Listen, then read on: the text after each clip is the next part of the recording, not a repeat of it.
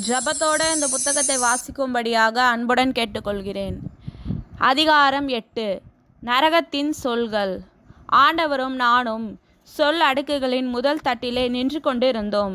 செல்களை சுற்றி அமர்ந்திருந்த சுற்றுவட்ட பாதையை 4 அடி அகலமுமானவைகள். நான் மேலே பார்த்தபோது அநேக சுற்றுப்பாதைகளை காண முடிந்தது. கீழிருந்து மேலாக இவ்வமைப்பு ஒரு பெரிய இரட்சத குழியாக காட்சியளித்தது. ஒவ்வொரு செல்லும் சிறைச்சாலையிலே அமைந்துள்ள அறைகளைப் போல் இருந்தன. ஒரு செல்லையும் மற்றொரு செல்லையும் 2 அடி நீளமுள்ள அழுக்கும் சேருமே பிரிகின்றன. கர்த்தராகிய இயேசு, இந்த செல் அடுக்குகள் நரகத்தின் அடித்தளத்திலிருந்து மேலே வர 17 மைல்கள் உயரமுள்ளது. இங்கே மந்திரவாதிகளின் ஆத்துமாக்களும் பில்லி சூனியத்தால் ஈடுபட்ட ஆத்துமாக்களும் அடைக்கப்பட்டுள்ளன.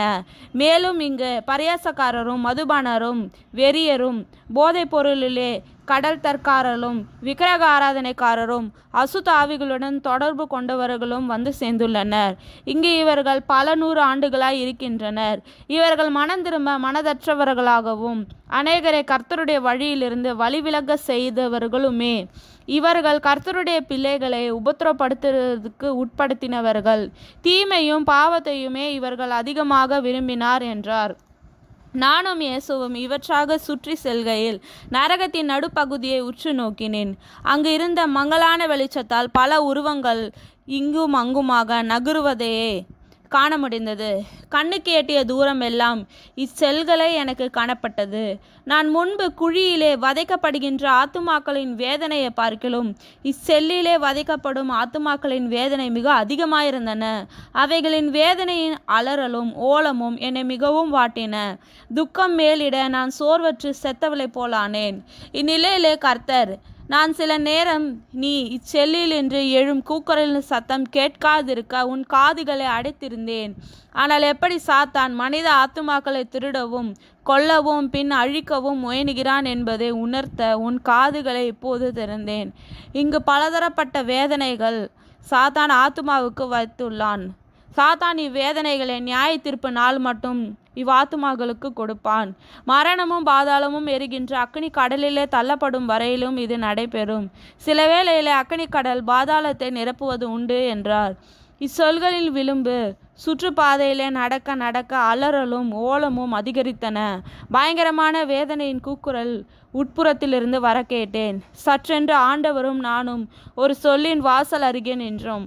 அச்சொல்லின் அறை மங்கிய வெளிச்சம் உள்ளதாயிருந்தது. அவ்வறைகளுக்குள்ளே வயது சென்ற ஒரு அம்மா முன்னும் பின்னும் அசையக்கூடிய சாய்வு நாற்காலியிலே மிகுந்த வேதனையிலே அலறலோடு ஆடிக்கொண்டிருந்தாள்.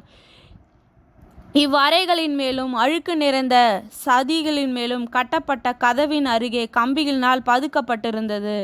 நாங்கள் பார்த்து கொண்டிருக்கும் பொழுது அந்த அம்மாவின் உருவம் ஒரு வயதான ஆணாகவும் பின்பு அழகிய பெண்ணாகவும் பின்னும் நடுவயதான பெண்மணியாகவும் உருவ மாற்றம் அடைவதை நான் காண முடிந்தது. இந்நிலையிலே அவள் வேதனை மிக்க குரலிலே ஓலமிட்டாள். சற்று நேரத்துக்கெல்லாம் அவள் இருந்த நாற்காலியிலே ஒரு எலும்பு கூடும் அதனுள்ள மங்கிய சாம்பல் நிறத்தால் ஒரு வாய் தங்கென வேதனையால் துடிப்பதை காணவும் கேட்கவும் முடிந்தது. இந்நிலையில இயேசு கம்பியின் அருகிலே இருப்பதைக் கண்டு அவ்வாத்துமா, ஆண்டவரே, என் மேல் கிருபையாயிரும், மரண வேதனையின்றி என்னை விடுவியும் என்று கெஞ்சியது. மறுபடியுமாக அது வயதான அம்மாவாகவும் பின் வயது சென்ற ஆணாகவும் இளம் பெண்ணாகவும் நடுவயதான பெண்மணியாகவும் அவ்விடத்துக்குரிய ஆடைகள் மெகுப்புகள் கலையானது திரையிலே தோன்றுவது போல தோன்றி மறைந்தன. நான் வியந்தவரா, ஆண்டவரே, இது என்ன என்று வினாவினேன். அதற்கு இயேசு, நீ காண்பது அவளது சுயரூபம் என்று. அவள் பூமியிலே இருந்த நாட்களில் ஒரு சூனியக்காரியாய் இருந்தாள். அநேகருக்கு பில்லி சூனியத்தை கற்றுக் கொடுத்தாள். அநேக ஊழியக்காரர் மூலமாய் அவள் சந்திக்கப்பட்டு மனம் திரும்பவும் இந்த சாத்தானின் பழக்கங்களிலின்று விடுபடவும் எச்சரிக்கப்பட்டாள். அநேக முறை நான் எச்சரித்தேன். இருப்பினும் அவள் அநேகரை கர்த்தரின் வழியிலிருந்து வழிவிலக செய்தாள். இவளோட அநேகர் இந்நரகத்துக்கு இருக்கின்றனர்.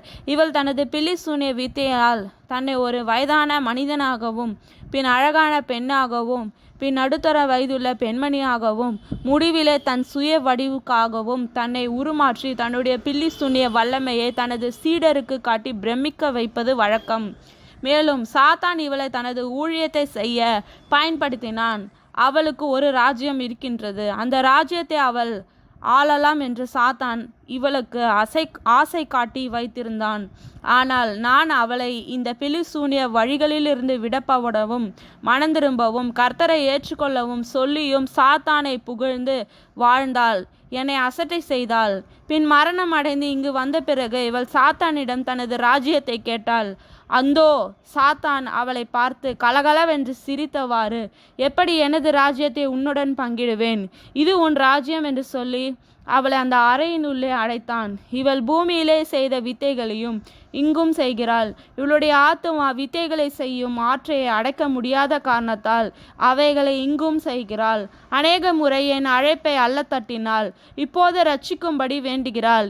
இனியோ காலம் செல்லாது இவள் தன் வாழ்வை பாழடித்தாள் என்றார்.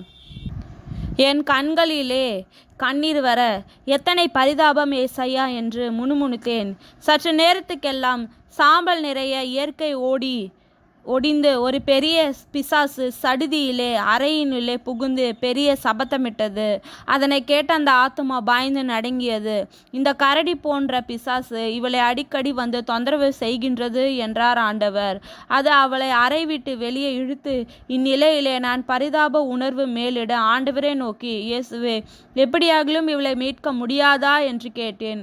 அதற்கு ஆண்டவர், இயேசு, காலம் கடந்துவிட்டது, அவளுக்கென்று ஒன்றும் செய்வதற்கு இல்லை என்று பதிலளித்தார். ஜபத்தோட இந்த புத்தகத்தை